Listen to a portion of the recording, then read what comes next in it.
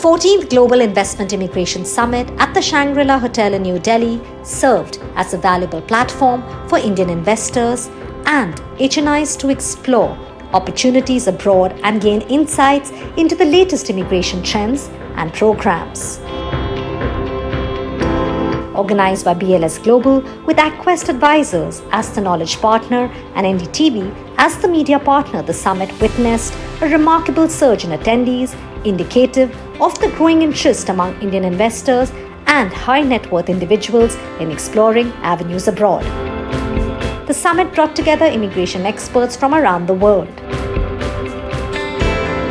The event also focused on various immigration programs such as the EB-5 visa, Portugal Golden Visa, UK Business Immigration, and Europe Golden Visa.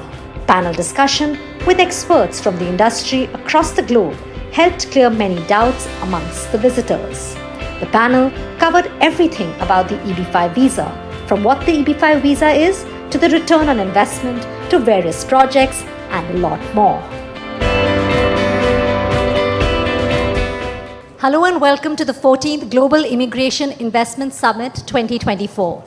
So in the year 2022, the US issued a total of 10,885 EB-5 visas, and Indians were the second largest applicants after China. Now the highly popular EB-5 visas is back in the new avatar with more benefits for its investors. But are they going to go for it? And especially after the slowdown in 2021 and 2022, there's been a sharp increase seen in 2023. So why is this increase? Will this continue in 2024 and beyond? To answer all these questions, we have experts sitting with us. Just to set the context, can you tell us what the EB-5 visa is? And we see this trend. Do you think it's going to pick up? Tell us a little bit about that to begin with before we start the conversation. All right. So basically, EB-5 visa, as we know, is a very popular investment-based immigration program for the US. And all you need to do is invest money and, of course, with some other conditions, and you get a green card for the entire family. The program has been around for quite some time. It's not a new program. It has been around since 1990, and thousands of investors, including many hundreds and thousands from India, have migrated to US under this program. Now, the program underwent a sea change in 2022. We had the new EB-5 RIA, popularly known as Reforms and Integrity Act, come into play in 2022.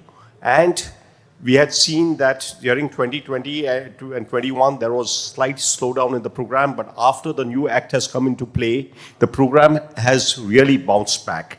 This is because there were a lot of new benefits, features added to the program which were favoring the investors. Chief among them was, first, we had the concurrent filing of adjustment of status. It means that earlier under the old EB-5 program, after you have filed the EB-5 application, you have to wait for 2 years, 3 years, or even more to adjust your status from non-immigrant to immigrant and start enjoying the benefits. Under the new program, after you have filed your EB-5 visa application, and if you're already in the US, on an F1 visa, student's visa, work visa, or any other temporary visa, you can immediately file for change of status. You get your work permit, you get your travel payroll, and you can start enjoying the benefits of green card almost instantly. And this has been one of the most important driving factors. Thanks, Paresh, for explaining that really well. I think setting the context, for explaining what the EB-5, and we know that it's increasing, the numbers are increasing, the applicants are increasing. Akshit, tell us, do you see this trend when it comes to investors? And who are these investors? And is concurrent filing something which could be a key reason for this? So as Paresh rightly said, since the introduction of the EB-5 Reform and Integrity Act, we've seen a tremendous demand, so to say, amongst investors to pursue EB-5. Just for the interest of the audience, let's try and make it a little simple for you, right? So EB-5 essentially is a visa program that offers you a pathway of permanent residency to the US. And in simple words, it gives you the flexibility and the freedom to be able to work, to be able to run your business, to do your own consultancy, to be able to stay unrestricted, in an unrestricted fashion in the US. So that's something that stands out. And the concurrent adjustment of status, as we've all discussed, which is the I-485 application, has certainly been the standouts, in my opinion, the star of the new act. We've seen a huge demand from H-1B visa holders as well, who are in the US. Obviously, as Paresh rightly said, a majority of applications come from China and followed by India. But we're seeing that the rest of the world is also picking up, and I would say it's certainly a very bright future for the EB5 industry. And if this is what you're looking out for, then certainly a good time to give it a shot. Okay, and since we are talking about concurrent filing, Asif, I would like to come to you here. Can you elaborate a little bit more on it? What are its benefits? And most importantly, I think what our audience, what our viewers would like to know is about the timelines. H1B guys and student visa, these are the most benefited categories where they are already on US soil, and that allows, along with the filing I-526 petition, you will be able to file your adjustment of status along with work authorization and the traveling document. And majority of the H1B guys have got the restrictions to change the job. That EAD will give them that liberty to work without any particular restriction. And F1, there is a work restriction for the F1 student as well. So that will also give them a kind of a liberty to extend that stay, and they don't have to come back to their native country, and they can continue the journey while they are in the US.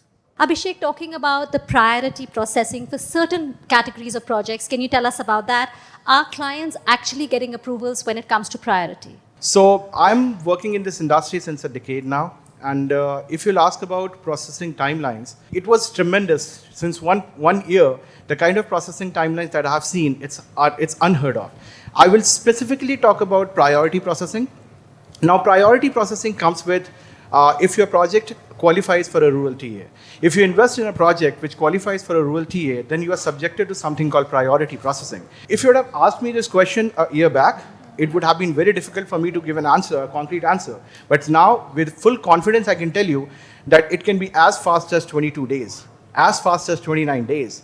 On an average, if you invest in a project, which is an I-956F approved project, another technical word, yes. But if it's an approved project and it qualifies for rural TA, then there's a high possibility that you can get your I-526E approved within like 6 to 8 months. Once your I-526E is approved, that triggers your I-485 if you are living inside the US, or triggers your consular processing if you are living outside the US. And that gets you your conditional green card. The only and the first green card which is there in the new laws is also through a rural project. So it becomes really, really important to understand that, yeah, priority processing is really working, and this is a good thing for the industry. So Rupi, coming to you, we do know that there are changes in the EB5 program. Can you tell us what those changes are, especially when it comes to the interest of the investors? Sure. So I would say that there are a couple of big benefits for investors in the new legislation. Obviously, the one being priority processing. If you invest in a rural project, you get a priority processing, right now estimated to be under a year. And I would say the other big benefit that I see is the clarification that the investors only have to stay invested for at least 2 years. So basically, they are entitled to get their money back after 2 years. So that's one of the biggest benefits. And the other, I would say, is there are a lot of protections now put in place. The regional centers are being given a lot more responsibility.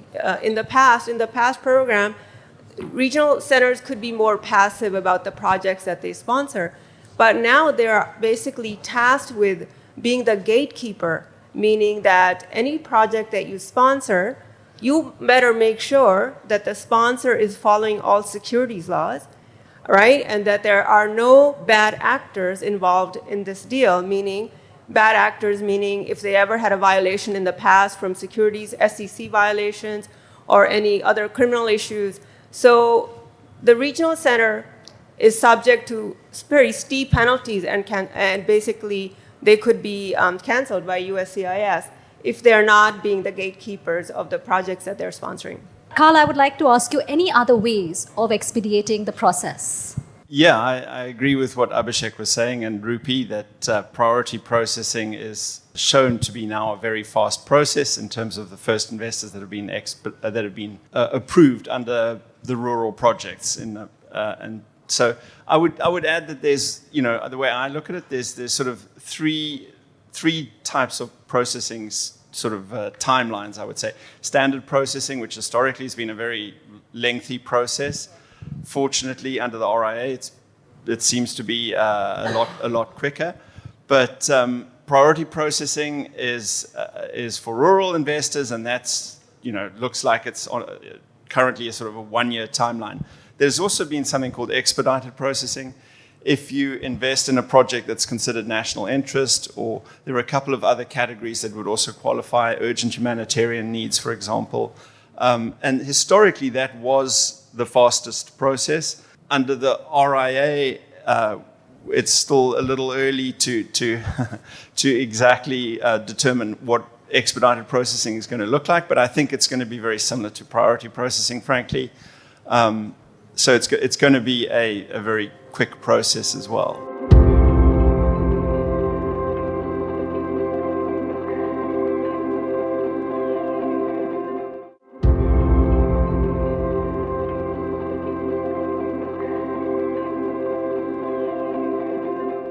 Just moving on to understand a little bit about the projects. Asif, first I would want to ask you if you can just tell us what are the different types of EB5 projects? Different investor perspectives different. Like for example, if a family is residing in US on H1 or any other particular non-immigrant status, so their perception might be different. They are looking for the green card, and in order to get the green card, because they are already in US, so they don't have any kind of a hurry to enter into the US, so they may go for like a project with the TEA kind, and the family who is back in India, where they are looking to expedite that process, they may go for the rural project. However, whether you go with the rural project or TEA project, as an investor myself, there are three factors that I always try to explain to my potential investor, and those factors are the safety of your capital, safety of your green card, and the conversion of your conditional green card into the permanent green card. That is the job creation. So, and I'm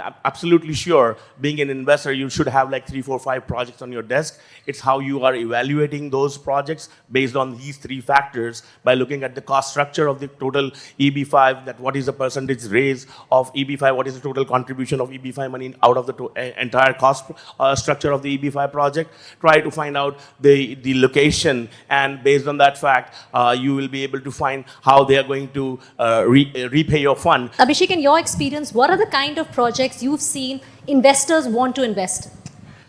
People who are considering EB5, I generally deal with people who are either living in US or living outside the US, and mostly Indians. What I've seen the trend, there are two things which is like the priority for them. Number one, smooth processing and faster approvals. Second, safety of the capital. So these are the two important things for every EB5 investor. Now, there can be different reasons for that. For example, somebody who is filing from outside the US, then obviously as sooner the I-526E will get approved, the sooner consular processing will happen, and sooner they will get the conditional green card to be in the US. So their entry in the US depends on how fast the processing was. Obviously, we are talking about a huge sum of money, hard-earned money from everyone. So they would like their capital to be safe. So that's undeniably the most important thing for everyone. So to answer in one line, yes, rural projects are really popular. Moving on to the finances, Akshat, I'm going to ask you, what are the various ways when it comes to EB5 visas, the funds, how can they be used in financing the projects?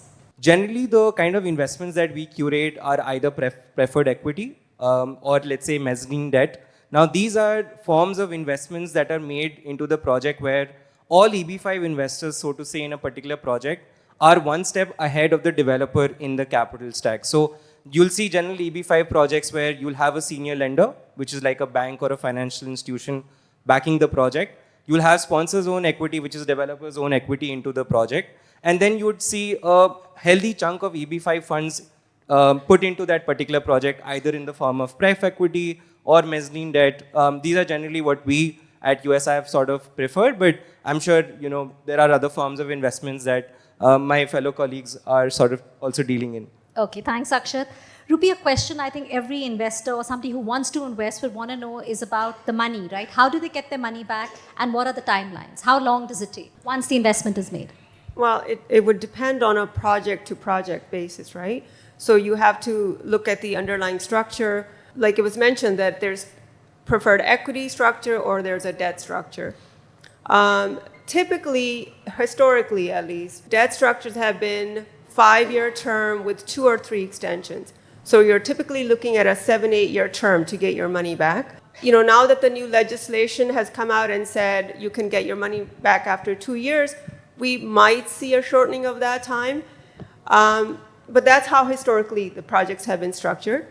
Pradesh, what are the factors that one should consider when they're choosing a project? How do they decide which project should be they putting their money in or investing in? When you are looking at a regional center a project for investment, you have to look at factors about, the various parameters that we as investment advisors, when we are looking at project, we look at is what is the track record of the regional center, what is the management, what is the background they have, how big is the size, do they have systems and processes in place, etc. So that is done at the top level, at the regional center level. Then you come down at the project level. If there is a good regional center, what is the kind of project they have? It's not necessary that a good regional center will always have a good project. And it's not necessary that a not so good regional center will not have a good project. It can be other ways also. So we have to go down further and look at the project level. At the project level, we have to look at what is the size of the project, what is the track record of the developer whom they're financing, what is the financing structure, like other speakers said, it could be equity, it could be preferred equity, it could be debt. If it is a debt, what are the repayment terms? There is an underlying loan agreement. We have to look at the loan agreement. You also have to look at the capital stack. You also have to look how much skin the developer himself has in the project, how much money he is putting himself. Apart from this, there are various other technical factors that we look into it. There is an offering memorandum. It's like a prospectus, which runs into hundreds of pages. We have to study that and look at various other factors. And then we can shortlist the project for investment. I have a question for you, Carl. What role does the US government play in monitoring the investments and also protecting the investor? Well, USCIS governs the program through essentially, as Rupi mentioned earlier, through the regional center. So typically, similar to a broker-dealer in the US, they're basically regulated in the same way a broker-dealer is regulated now under the new law. So regional center has to ensure that the project follows all the laws, applicable laws. And if not, the sanctions are quite severe. So they have to, they can potentially get debarred and investors can get denied. So it is very important that the regional center is a responsible regional center and does take compliance very seriously. Quick, remark from you for the closing remark. And my question is, why the EB5 visa now? I think we would want to know. Akshat, I'll start with you. Sure. EB5, because it's the most sought after program. Currently, there's no waitlist for investors across all countries. We are approaching the end of the financial year. We have restrictions on the money that we sent out. We come across so many clients who want to do EB5, but they are not able to send out the money as per the RBI regulation. So this time of the year is a good time, at least, to have your money out. Even if you have not decided whether you want to, which project you want to invest in, this is the time before the end of the year. Take the advantage of the LRS limit, send the money out, park it over there, and whenever you decide, you can use it. In past, for me, like EB5 was a program where you can begin your American journey, and in future as well. So whether it's going to be a March, April, May, or June, EB5 is always there. As the law states, Reforms and Integrity Act, it is being made more and more friendlier for investors. There have been more laws put in to weed out the bad actors. First time we have a program, solid program for 5 years. On top of that, you have grandfathering done. If you file till 30th of September 2026, whatever happens in future, you are not going to get affected. Plus, you have a couple of categories which are open, which are current for all the Indian investors over here. Faster processing, India is current at the moment.